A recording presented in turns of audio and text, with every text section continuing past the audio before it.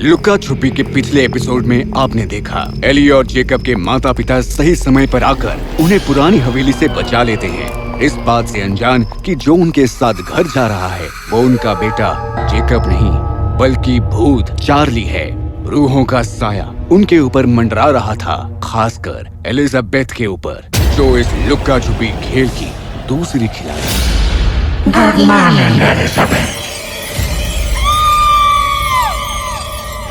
याद हूँ मैं हूँ एलिजाबेथ और मैं वो डरावनी कहानी पूरी करने आई हूँ जो मुझे लगा था कि खत्म हो चुकी है। तुम ठीक हो जेकब?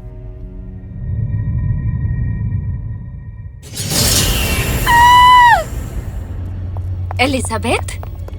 एलिजाबेथ?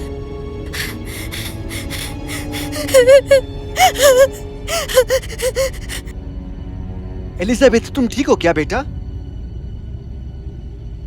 आ जाओ बेटा, आओ मैं तुम्हें सुला देता हूँ, थोड़ा आराम कर लो। पर इसने अपना खाना तो खाया ही नहीं। एलिजाबेथ, प्लीज अपना खाना खा लो। कोई बात नहीं जेकब, इसकी तबीयत ठीक नहीं है ना। मैंने कहा था ना तुमसे बच्चों कि सुनसान जगह पर मत खेलना। अब देखा उसका क्या असर हुआ है तुम्हारी बहन पर। उस पुरानी हवेली वाली घटना को अभी एक ही दिन हुआ था। हैरानी की बात है कि जेकब बहुत शांत लग रहा है और कुछ तो अजीब है उसमें। हमारे पेरेंट्स चाहे जितना भी कह लें कि हमने जो देखा वो बस हमारा वहम है, पर जेकब और मुझे पता है कि हमने क्या एक्सपीरियंस किया वो हकीकत थी और मैं तब से सो नहीं पाई हूँ। पर जेकब वो बहुत ही। आराम करो बेटा, तुम्हारा दिमाग तुम्हारे साथ खेल खेल रहा है। तुम्हें बस जितना हो सके आराम करना चाहिए। पर पापा। अब सो जाओ। उन्होंने यकीन नहीं किया और करते भी क्यों? कुछ चीजें होती हैं पर दिखती नहीं, सिर्फ हमें पता होता है क्योंकि हमने महसूस किया होता है। जैसे जब हम अपने कमरे में होते हैं अकेले, दुनिया से दूर कहीं खोए हुए, और कोई अनजान साया हमारे ऊपर मंडराने लगता है। अक्सर वो वहाँ होता नहीं है या ऐसा हमें लगता है, पर कभी कभी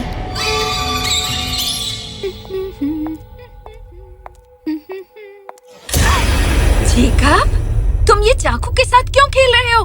लाओ मुझे दो। हाँ? जेकब, इससे क्या हुआ? जेकब! मम्मी डर गई, मम्मी डर गई, मम्मी डर गई। कितने शरारती हो गए हो, जाओ टीवी देखो।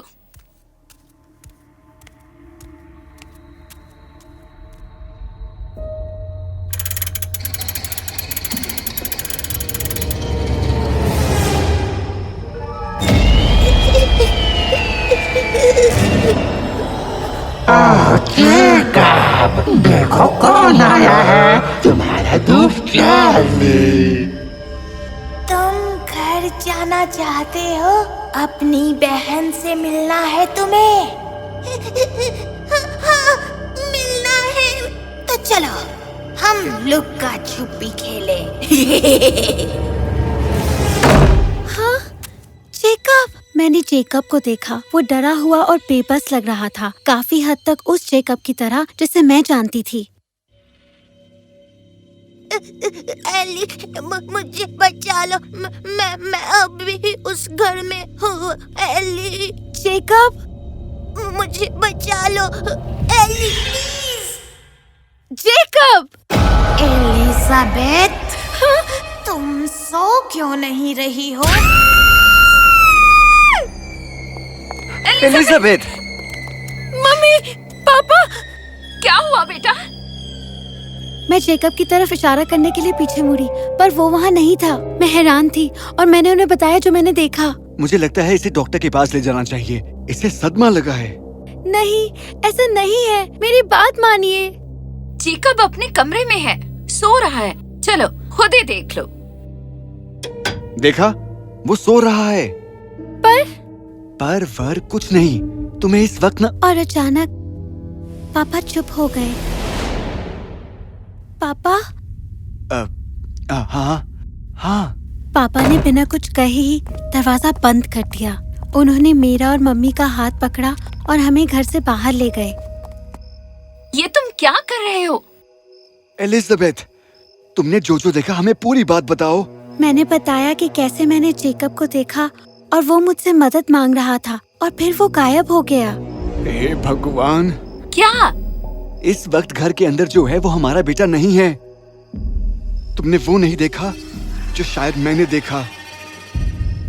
मुझे भी वो अजीब लगा था आज जब मैं किचन में थी। हे ऊपर वाले, मेरा बेटा। जी मम्मी, वो जेकब नहीं है। वो हकलाता भी नहीं, मुझे एलिजाबेथ बुलाता है। हमारा जेकब ऐसा नहीं था। वो अब भी उस घर में है। तो चलो वहाँ चलकर देखें। नहीं, वो लोग जो कुछ भी हैं बहुत ताकतवर हैं। इससे जेकब खतरे में पड़ सकता है। तो फिर हम क्या करें? पहले कार में बैठो।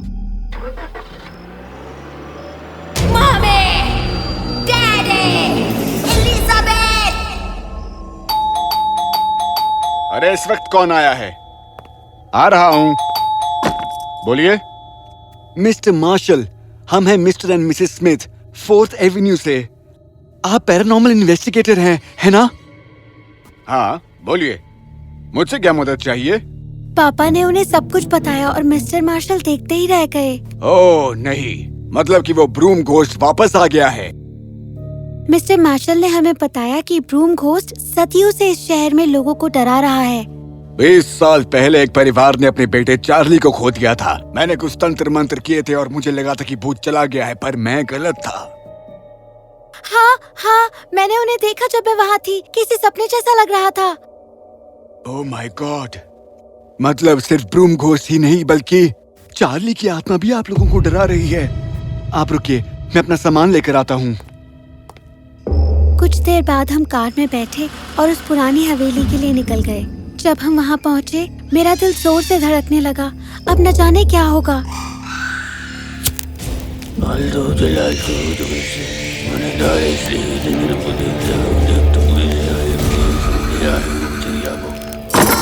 डैडी, एलिजाबेथ, प्लीज मुझे बचा लो। जेकब, मेरे बेटे। मम्मी रुकिए, वो जेकब नहीं है। वो हकलाकर नहीं बोला और उसने मुझे एलिजाबेथ कहा। इसने बिल्कुल सही कहा। वो चार्ली है, इसलिए वो इस मशाल के पास नहीं आ रहा। नहीं, मैं ही जेकब हूँ। चार्ली, मेरी बात सुनो। तुम्हें जेकब को जाने देना होगा। नहीं, कभी नहीं।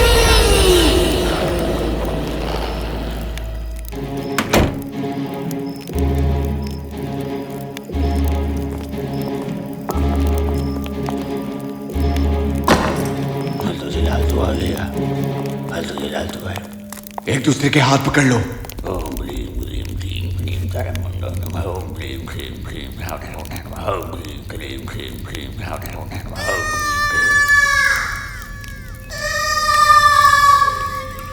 जेकब, रुक जाओ, ये जाल है। आवाज उस कमरे से आ रही है। हमें सावधान रहना होगा।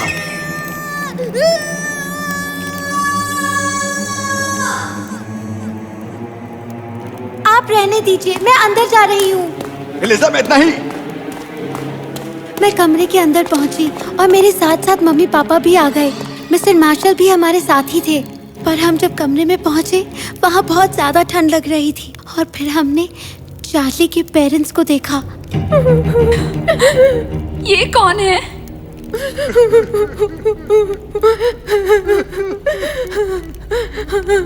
आप कौन हैं? यहाँ क्या हुआ था?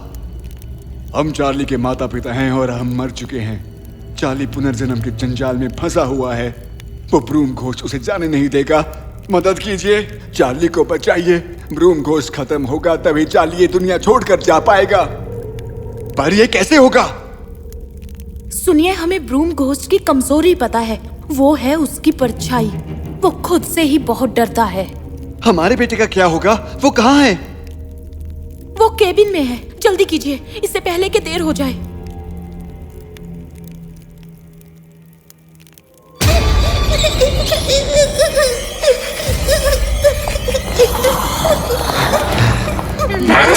हटाओ इसे सामने से। मम्मी, पापा, एली। जेकब! हटाओ इसे सामने से, हटाओ इसे। तभी अचानक वहाँ कुछ अजीब हुआ। वो खौफनाक चीज धीरे धीरे छोटी होने लगी और घटते घटते जमीन तक पहुँच गई। और फिर हमारे देखते ही देखते वो वही मिट्टी में मिल गई। जल्दी इसे आग लगा दीजिए। तो ऐसे हुआ उस ब्रूम घोस्ट का अंत। सुबह कुछ डॉक्टर्स जेकब को देखने के लिए आए। उसे तेज बुखार था और वो अब भी सदमे में था, पर डॉक्टर्स ने कहा कि वो ठीक हो जाएगा। काश चार्ली और उसके परिवार को मुक्ति मिल गई हो, पर मिस्टर मार्शल को पूरा यकीन था कि ऐसा ही हुआ है। यहाँ से चले जाइए, अपने शहर वापस या किसी और शहर में चले जाइए। आपके बच्चे इसे कभी अपना घर नहीं समझ पाएंगे। अगर आप यहाँ रहे तो इसका असर इन पर हमेशा रहेगा। मम्मी पापा मान गए। हमने वो शहर छोड़ दिया और वापस अपने शहर चले आए। हालांकि अब काफी सेफ महसूस होता है, फिर भी वो सब बार बार दिमाग में आता ही रहता है। हाँ, अब एक चीज है जो हम नहीं करते, अब हम लुक्का छुपी नहीं खेलते।